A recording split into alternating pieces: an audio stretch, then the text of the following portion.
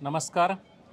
आज आपण आहोत पुण्यनगरीमध्ये आणि पुण्यातील विशेष महत्त्वाचा अग्रमानांकित 5वा मानाचा गणपती केसरीवाड्यामध्ये जाणून घेऊयात या गणपतीविषयी.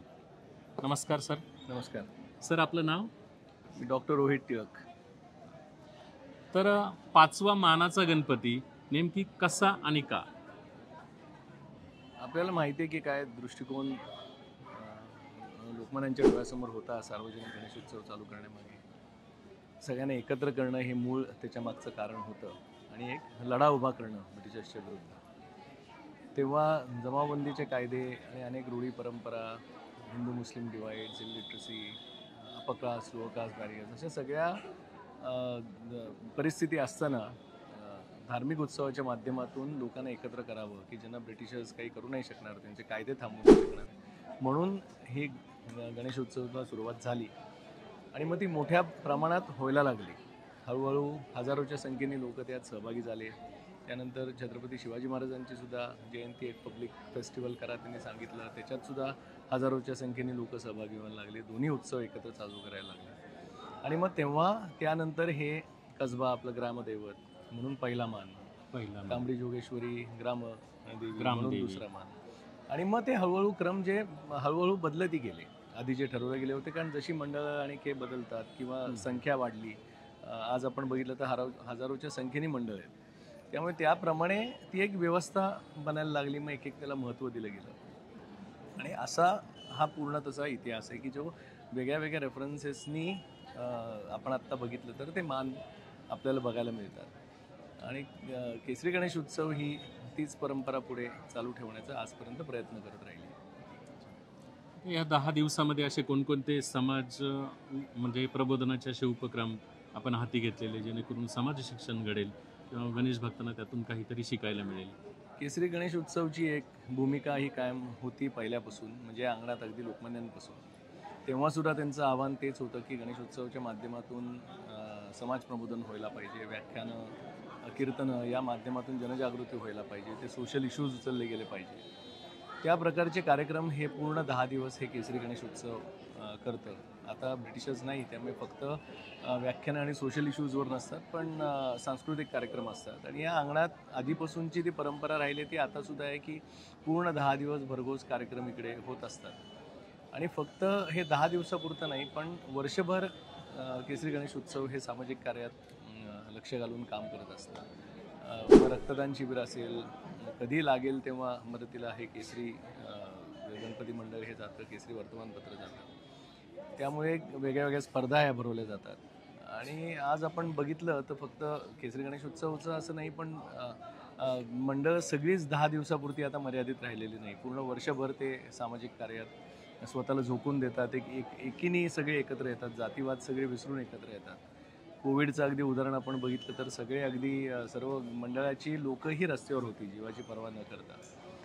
तर ते कार्यक्रम हे केसरी गणेश उत्सवचे पहिल्यापासून जे राहिलेत ते आम्ही चालू ठेवतो. फक्त यंदाच्या वर्षी आम्ही सांस्कृतिक कार्यक्रम हे ठेवले नाही, कारण डॉक्टर दीपक टिळक यांचं 16 जुलैला निधन झालं, म्हणून आम्ही ते कार्यक्रम ठेवले नाहीत. पहिल्या दिवशी फक्त गीत रामायणचा कार्यक्रम केला, पण बाकी आम्ही सगळ्यांनी ठरवलं की आपण सांस्कृतिक कार्यक्रम नको, पण हा उत्सव मात्र चालू ठेवायला पाहिजे. कारण लोकमान्यांचा हा उत्सव घरी हे कायम बोलत जायचं की तो एक उत्सव नाही आहे, फक्त ती एक चळवळ आहे आणि चळवळ कुठेही थांबता कामा नाही, कारण ती एकत्र लोकांना आणण्याचा आणि या परिस्थितीत हा उभा केलेला उत्सव आहे. त्यामुळे उत्सव कधीही थांबवला नाही गेला पाहिजे, म्हणून आम्ही इथे प्राणप्रतिष्ठा आणि उत्सव तसाच मोठ्या प्रमाणात हा चालू ठेवला आहे. फक्त सांस्कृतिक कार्यक्रम यंदाच्या वर्षी आम्ही घेतलेले आहेत.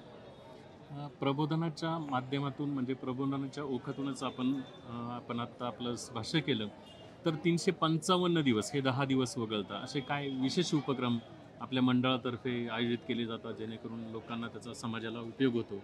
मी म्हणलं तसं की एक शिक्षणाला मदत हे कायम केसरी गणेश उत्सवाच्या माध्यमातून आम्ही करत राहिलो. कारण चतुश्रुती जी लोकमान्यांनी सांगितली होती, स्वराज, स्वदेशी, बहिष्कार आणि राष्ट्रीय शिक्षण, शिक्षणावर अफाट विश्वास हा लोकमान्यांचा होता आणि कायमच ते त्याच्याकरता लोकांना प्रोत्साहन देत होते. त्याच्याकरता आम्ही मात्र मदतही करतो. आणि मी मगाशी म्हणलं तसं की ज्या वेळेला जी काय गरज असते तेव्हा केसरी रिलीफ फंडच्या माध्यमातून असेल, केसरी हे कायम त्यात सहभागी होत आलेले आहे. मग त्यावेळेचा कधी चुकून हे फ्लड झाले तर तेव्हा मदत करतो, कधी दुष्काळ पडला तर तेव्हा मदत करतो, कोविडच्या वेळेला अन्न वाटपपासून एक मोठ्या प्रमाणात मदत केली. त्यामुळे जी गरज असते आणि एक रक्तदान शिबिर, मग लहान मोठ्यांसाठी केलेले उपक्रम, मग काय स्पर्धेच्या मार्फत त्यांना प्रोत्साहन देणं असेल, हे वर्षभर मात्र या केसी मंडळातर्फे चालू असतं. कितवं वर्ष आहे मंडळाचं? ॲक्च्युली 1905 साली लोकमान्य इकडे केसरीवाड्यात राहायला आले. पहिले ते विंचुरकर वाड्यात होते आणि तेव्हा तिकडे 94 साली पहिली मिरवणूक त्यांनी तिथून काढली आणि मग 1905ला केसरीवाड्यात आल्यापासून आत्तापर्यंत ही केसरी गणेश उत्सव म्हणून माहिती झाली. अखंडपणे ही परंपरा आतापर्यंत चालू आहे. मंडळाचे साधारणतः किती सदस्य आहेत आतापर्यंत? खरं भरपूर आहेत, म्हणजे त्याला संख्या अशी म्हणता नाही येणार, कारण केसरी परिवार हा सगळाच तिथे सहभागी असतो आणि आम्ही असं हे विश्वस्त, हे सदस्य असं आम्ही कधी या माध्यमातून केलं नाही. म्हणजे मी जरी अध्यक्ष असलो तरी एक कोणतरी पाहिजे बघायला म्हणून तिकडे ते पद, म्हणून ते एक निर्माण असं केलेलं पद आहे. पण इथे सगळेच अध्यक्ष आहेत, सगळेच कार्यकर्ते आहेत, त्यामुळे केसरी परिवाराची सगळीच लोक, टिळकप्रेमी लोक इकडे येतात आणि आपापल्या मर्जीने इथे येऊन मंडळाचं कार्य बघत असतात. हे 7वा दिवस आहे आज गणेशोत्सवाचा आणि ही गर्दी आज वाढत आहे, पण मागच्या वर्षीच्या तुलनेमध्ये जास्त आहे. याचं कारण काय नेमकी? यंदाच्या वर्षी मात्र गर्दी खूप मोठ्या प्रमाणात आहे. मी म्हणलं तसं की हे सगळ्यांना एकत्र घेऊन जाणारा हा उत्सव होता आणि सध्या आपण बघितलं तर फक्त मागच्या वर्षीपेक्षा काही आता मेट्रो झाल्यात, हे झाल्यात म्हणून सुद्धा एक सुविधा झाली, पण करोडोच्या संख्येने लोक याच्यात सहभागी मात्र होतात. आपण देशभर बघितलं तर धार्मिक उत्सवात ही लोक फार मनापासून येतात, सगळे आपापसातले मतभेद विसरून हे येतात आणि ती एकी खूप मोठ्या प्रमाणात आपल्याला बघायला मिळते. आणि तेच लोकमान्यांचं सुद्धा स्वप्न होतं की सगळ्यांनी एकत्र यावं. आता नुकतंच तुम्ही विचारलं म्हणून सांगतो, आता जर्मनीला जाऊन आलो, तिकडे बॉन, फ्रँकफर्ट आणि हॅम्बर्ग इकडे गणेश उत्सवाला त्यांनी सुरुवात केली. खूप चांगला कार्यक्रम तिकडे झाला. मागच्या वर्षी असं मेलबर्नला हजारोच्या संख्येने एकत्र आली. त्यामुळे हे एकी आपल्या धार्मिक उत्सवांवर असलेला विश्वास, आपले कल्चरल रूट्स हे इतके स्ट्रॉंग आहेत की फक्त आता देशात नाही पण परदेशात सुद्धा गणपती उत्सव हा खूप मोठ्या प्रमाणात साजरा होतो. ते तुम्ही बघाल, म्हणजे तुम्हाला गुगल किंवा याच्यावर बघितलं तर फार चांगल्या पद्धतीने आणि हजारोच्या संख्येने तिकडे तर खूप एकत्र येऊन कंटिन्युअस बरोबर थांबणं किंवा पूर्ण 10 दिवस अवघड असतं, पण तरीसुद्धा अनेक शहरात ही पूर्ण 10 दिवस हा उत्सव केला जातो. म्हणून हे एकीचं महत्त्व किंवा एकत्र आल्यावर एकमेकांना, जसं कोविडमुळे खूप लोक जवळ आली, कारण तेव्हा मंडळाचे कार्यकर्ते आणि सामाजिक बांधिलकीची जाण ठेवून सगळे जे एकत्र आले आणि एकमेकांच्या मदतीला आले, जिथे प्रशासन कमी पडलं तिकडे लोक बरोबर आली मंडळाचे. म्हणून तो एक विश्वास मात्र सगळ्यांचा एकमेकांविषयी या निमित्ताने झालेला आहे आणि म्हणून आपण ही एवढी सगळी गर्दी बघतो. आपण एकोप्याबद्दल बोललात, एकत्रित येण्याबद्दल बोललात आणि हा संपूर्ण देश एक भक्तांच्या माध्यमातून संघटित राहावा, एक अध्यक्ष या नात्याने किंवा मंडळाचा एक आत्मा म्हणून आपण भक्तांना काय संदेश द्याल? कसा एकोपा टिकवला पाहिजे? निश्चितपणे लोकमान्यांचं एक कायम म्हणणं असायचं की समाजकार्य हेच देवकार्य.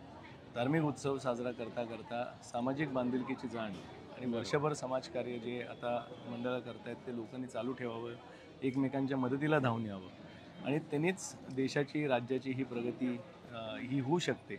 कारण लोकसहभाग असला तरच प्रगती होते, हे कायम आव्हान हे लोकमान्यांनी केलं होतं.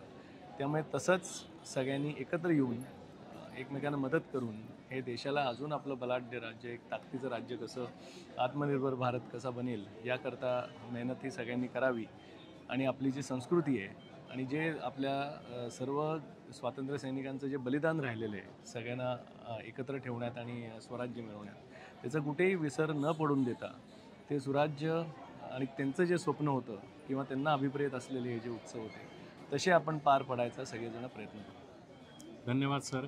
आपण अतिशय अनमोल वेळ आपल्या ह्या व्यस्त शेड्यूलमधून आम्हाला दिलात, त्याबद्दल आम्ही आमच्या चॅनलतर्फे आपले खूप खूप ऋणी आहोत. धन्यवाद. थँक्यू.